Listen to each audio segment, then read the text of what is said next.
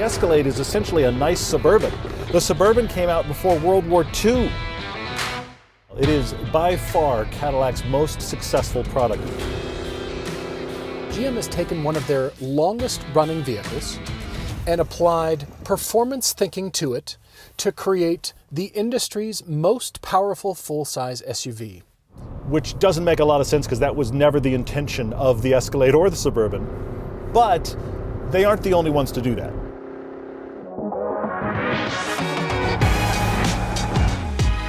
This is the second generation Mercedes G63, the G-Wagon. Now, Suburbans predate this by decades, but you could say that this is one of the OG body-on-frame trucks that kind of pioneered SUVs as to what we know them today. The G-Wagon from Mercedes is ancient. It's their longest-running nameplate, first introduced in 1979. It was the Shah of Iran in the early 1970s. He whispered in their ear and said, you know, if you built a military vehicle that his country could use that was also for sale for civilians, maybe I'd buy a few. And it became a military vehicle and is used all over the world. But somewhere along the way, somewhere inexplicably, this became the Jeep Wrangler for people with too much money. And it is a truck. I'm comfortable saying that. It's not an SUV. This has proper heritage. Now, of course, you could compare this Escalade V to the excellent Mercedes GLS AMG. We really like that. You could put it with an Alpina version of the X7. You could also put it with that Durango Hellcat. But those are unibody SUVs. Even though the G-Wagon isn't, it's still got the boxed frame. This is old school thinking at its finest. There's also the price. Both of these trucks are at least $150,000. Great cars, great roads, and all the reasons we love to drive. Road trips, comparisons, test drives, and podcasts. This is Everyday Driver.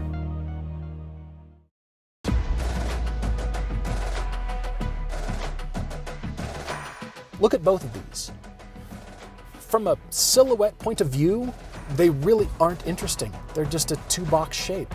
And when you're not looking at the silhouette and you just look at the stylistic differences, yes, the Escalade looks modern, but look at that front end, it's huge.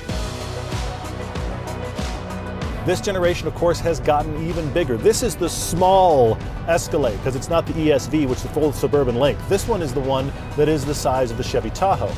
In spite of that, it has a staggering amount of second row space and still a very usable third row. Now, the very back storage space is not cavernous, but this is an enormous vehicle. It still has a surprising amount of space and towing capability. This could be your all-in-one.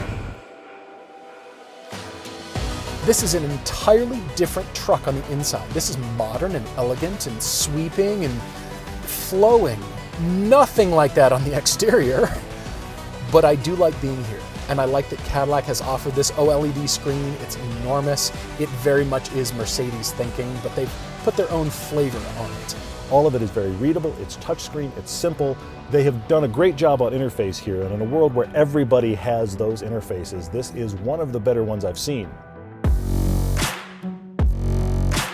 There will always be people that buy the expensive thing because it costs a lot and they don't know what else to spend their money on. But when you buy a G-Wagon, you are buying a piece of history, you're buying a lineage of the company, and you're buying incredible build quality, and it is still very useful. It's nowhere close to as big as the Escalade, but the sound, the power, it's useful, it carries passengers, and you know you can just go beat on this thing. That's exciting. For my friend Paul, doors. It's like catnip for him. I'm going crazy for the doors, just the slam. I love 911 door slams, and this is better. Listen to this. It's so satisfying. What you really want, though, is to hear the lock sound. Now I understand why Hollywood celebrities like these things, because they think they're safe. Did you hear? All of the locks of the safe clicked at the same time. We must be safe in here. The paparazzi will never find us. Listen to this. Oh, that's just ingrained. It's like hearing a piece of Mercedes history every time you slam the door. That's what I love about the G-Wagon. This AMG G-Wagon is a really weird mix of Mercedes past and present. You've got a nice digital Mercedes-looking iPad center screen and instrument cluster here, and that looks great, but it isn't touchscreen because the G-Wagon doesn't have Mercedes MBUX system. That's coming, but this is the system prior called the Command system, and it isn't nearly as good. It updates this interior, of course, but we're still building on a car from the 1970s. You can see the construction. The roof is just added with a bond line, kind of like a boat. But I love the old school thing about it. The hood isn't that long, and I've got the turn signals on the very top. I can see where my fenders are, where the corners of my car are. Boxy military SUV with sheet metal siding, very abrupt windows, and a seating position that isn't ergonomic because we're not worried about ergonomics, we're just worried about getting you to the battlefield. This second generation has almost 6 inches more rear legroom, which, while the legroom is nice, makes me wonder, where did legs go in the first gen? It's the least likely candidate to have a performance model, and we did it anyway. Which strikes me as American thinking, even though the Germans did it first.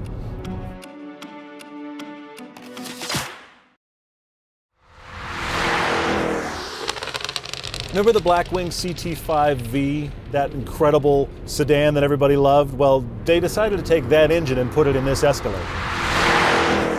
But in the process of putting that engine in the Escalade, they decided, why not give it more horsepower? Because, you know, this car's big, right?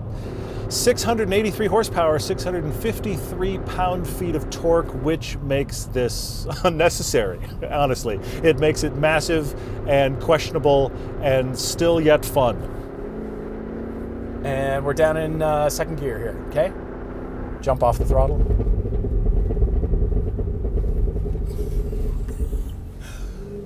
Oh my gosh. I gotta do that again. Here we go. There is no sports car on the planet with more burble on liftoff than this truck. There's a whole soliloquy in the press material about just the exhaust. Engineers were worried about rerouting the headers so they could get equal length headers so they could get a specific sound. Time was spent. When this takes off, you'll think it's a sports car. You'll look around and think, where's the Corvette, Mustang, Camaro? And all you see is this. What?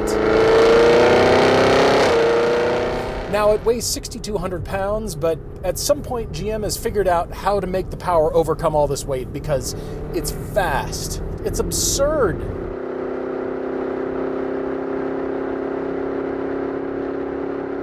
This is a stadium with a bomb under the hood, and this tune... I can't even talk to you nice people because it keeps interrupting.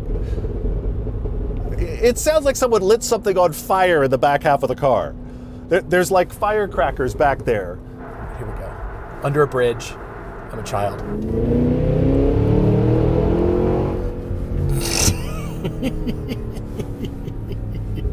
Sorry, horses. The horses are like, what the?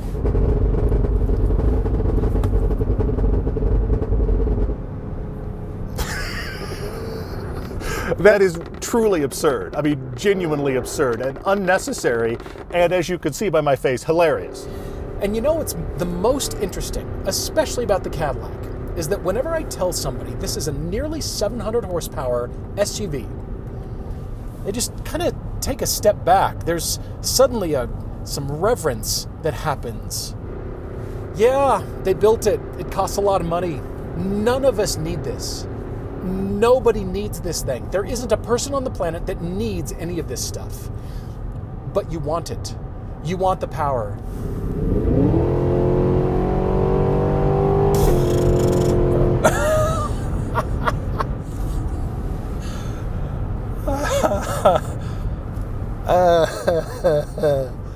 I want to laugh and cry all at the same time. How is that possible?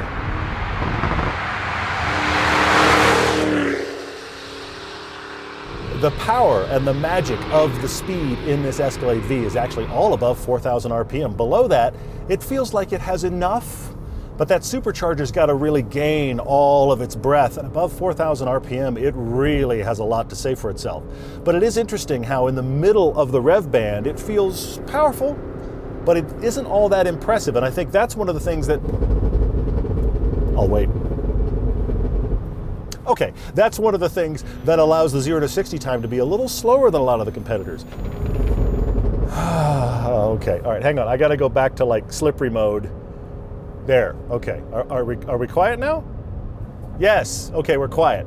I understand that the exhaust is hilarious, but it also is quite disruptive.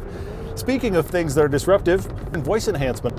It's almost like it's Pope setting. It's like you're at a massive cathedral and they need to hear you on the back pew. And so somebody's in the background going, oh, and then you turn it on and now it picks up the driver, it echoes you back, and now we can hear you reverberate through the rafters of the cathedral all the way to the back row.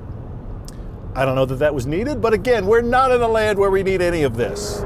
It's funny. So I've been working on my mileage here, and I'm down to 11. The average says 11 at this point, so good news. I've been working hard. And that's going to be your experience too, because you're going to want to show off your engine every time you have passengers. You're going to say, that's about 700 horsepower. Let me show you what you can do. Trucks this big and heavy shouldn't move like this. You know there's going to be tuners that get more power out of this, but you want to go faster, you want to get more speeding tickets, but yet I need this. I want it. It will surprise you and make you laugh, and then it's like it's applauding itself with the exhaust. It wants to let you know just how happy it is. The Escalade V is the right combination of isolating you from the driving experience, yet still engaging you with sound and power. That's not something electric vehicles will be able to do easily in the future, I don't think. Sound still matters, clearly. And the reverence that people have for a high horsepower V8 is very different than the reverence people have for a 1,000 horsepower electric vehicle. Oh look, my average went up. That's no good.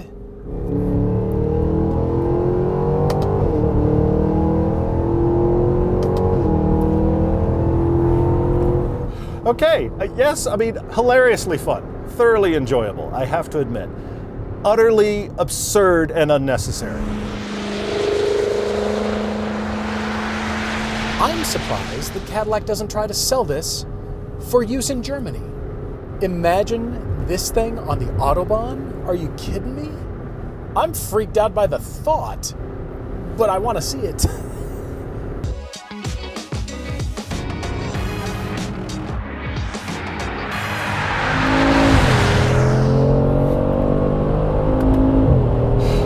Good morning, everyone. If you're not awake, you should be, because, yeah, that's a lot of that. Much like that Escalade, this is not a chassis that is supposed to have power like this, and yet they have somehow made it work. Mercedes has put a V8 in this. It's the 4-liter bi-turbo, 577 horsepower, 627 pound-feet of torque. It makes this thing move. It is instantaneous. You ask for power, it's ready right now. I'm very impressed with how fast it feels compared to that Escalade, which is not slow.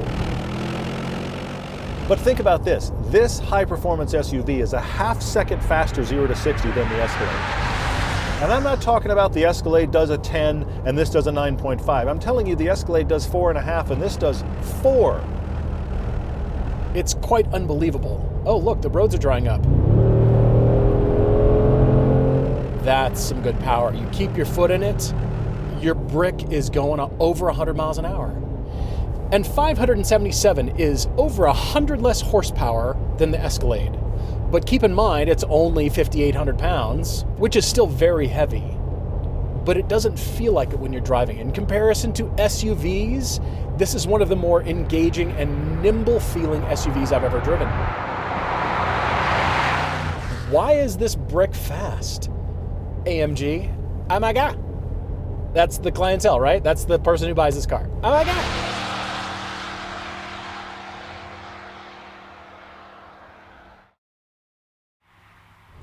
I didn't expect anything regarding handling in this Mercedes. I didn't think this would be interesting in any way. And I can't say that it is dramatic, but compared to the Escalade, this is kind of nimble. It feels much lighter on its feet than that Escalade. Also, it feels more sure-footed. Now, it feels really top-heavy, like it might fall over at any time, but up until the moment I fall over, I'm gonna have plenty of grip. It's got air suspension. It feels tippy. You're sitting up tall, and you think, we're just gonna fall over. And no, you are not. And that despite it having a live rear axle, independent front now, but you'd think this thing would ride terribly, and it doesn't. It's great. You know what it drives like? It drives like a military vehicle from decades ago. Weird, huh? Among the updates, this also has an actual electronic power steering rack instead of a recirculating ball like Wranglers and like this used to have. This is a Wrangler with money no object. But it's not ungainly, it's not old, it's not uncomfortable, and it's functional, it's useful. Now, it's not a 7 or 8 passenger, it's not even a 6 passenger, but still, this has an initial turn-in and a light enough, more nimble feeling in comparison to the Escalade that makes this my favorite. Driving this in a greasy snowstorm felt actually quite a bit better on all-season tires than the Escalade did. Now, you might think it feels tippy at first, and it kind of does because you're sitting so upright. This doesn't have a driving position that feels comfortable to be thrown around like that. It's incredibly abrupt and actually kind of tight, and no matter what I do with the seat, I can never get comfortable. 10 minutes in this and I want to get out. The seats are a party trick that's trying to convince you the rest of the vehicle isn't that bad for what you're doing. As the body leans over, the seat pushes back like, I gotcha, I gotcha. That doesn't take away the fact that it's incredibly unique. And it is alone in the marketplace as something with this heavy-duty, raw hardware that's also kind of nice and kind of luxurious and has mostly modern tech. But I drive this and I feel the struggle of it trying to be both things. And I don't feel that struggle in the Escalade.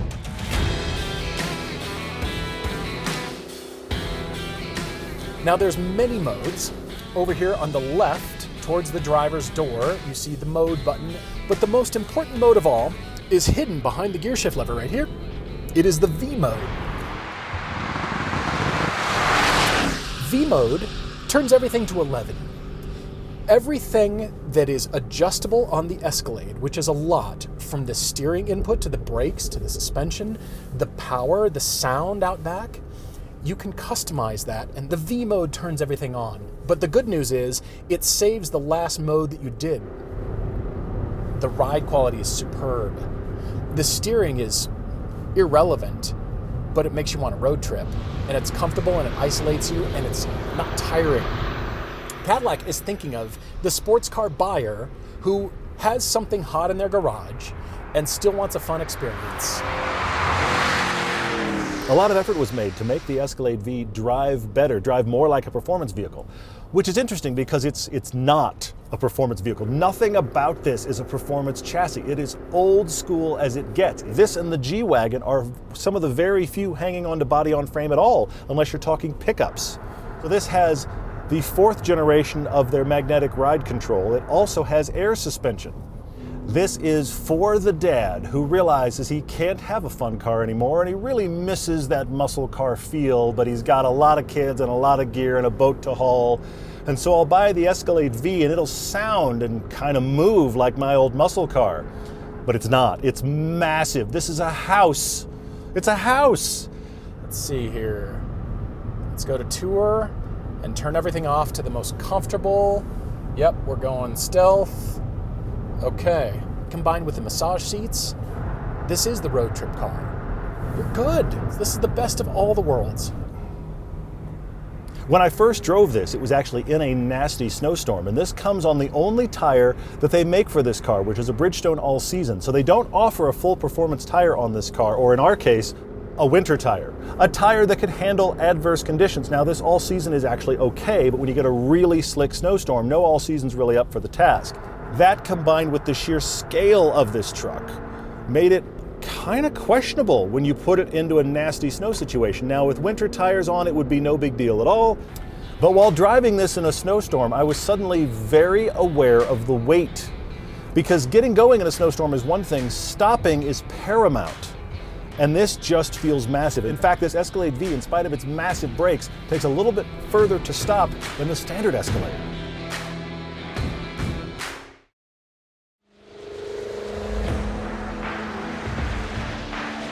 can't believe the Escalade V exists.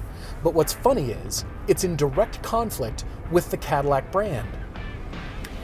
This is old school thinking. For all intents and purposes, Cadillac is going to become a full electric brand. But this still exists. It has to exist. And I wonder how long it lasts, to be honest. I'm a big fan of the Cadillac Escalade. It's actually really well done, and it's classically American, and one of the things that GM does better than pretty much everybody else. Now, you've merged that with an absolute world-destroying engine in something that was already arguably too big, and you've made it go faster. Is there anything more terrifying than a 3-ton vehicle wildly out of control? Because that is being presented to you on a silver platter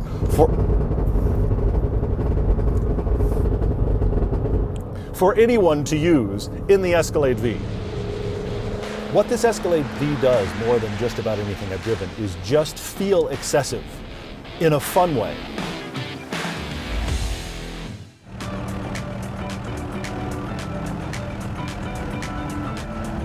There's so many SUVs on the market, but think of them like you would an Apple Watch or any digital watch, any electronic thing you can wear on your wrist.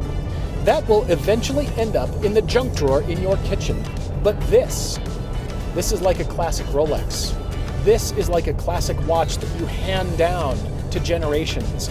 This is the one that you always gravitate to when you still want that classic touch. There's some vintage, there's classic, there's modern, and it still works. The fact that you can do the speeds you can and it has the acceleration and power that it does is astounding, and it's a bonus. But this is what you want. You will appreciate the history of cars every time you get in and you slam the door. And slam it you want to, absolutely. This is a build sheet of confusion. And my co-host has been entirely seduced by big clanking doors and an engine with a fantastic voice. Okay. I appreciate what this offers because it is pretty unique in the marketplace. But I think about how this gets used. You're not turning on the 3 differentials and rock climbing up Moab. I've seen them do it. I know it's capable. Most of the people that drive these are taking them through Starbucks and hiding from the paparazzi in Beverly Hills. This is terrible for that. If I need to buy a $150,000 or more performance SUV, I would buy the Escalade over this. Now, if that's too staid for you or you don't want to buy a Cadillac, all right, how about Mercedes' own GLS AMG G63? I'd buy that over this.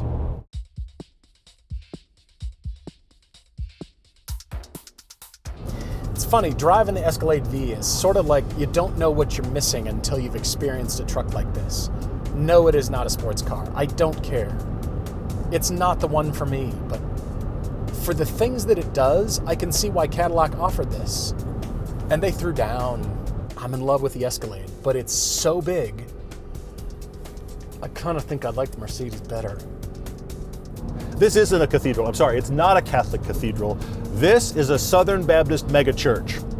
Yep, with a monstrous stadium-sized engine under the hood.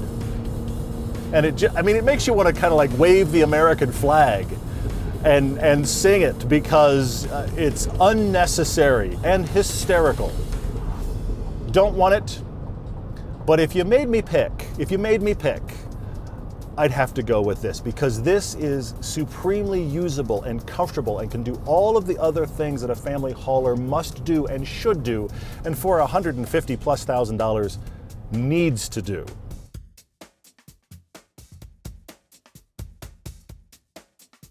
I love the sound, I love the engine, I love how it looks, I love the update. I like that it just feels bomb-proof, and it is an escape. Absolutely. The classics are called that for a reason, and the G-Wagon proves that. It's the definition of that. Love this thing. Cool engine, cool old school body. Military grade, that's fun. Oh, those doors sound awesome. But you put them all together and you try to use it, and I realize it's just incongruous. Owning a G-Wagon is like owning a pet python you take everywhere. That's very unique. It's really kind of cool, but you know what it really is? Absurd.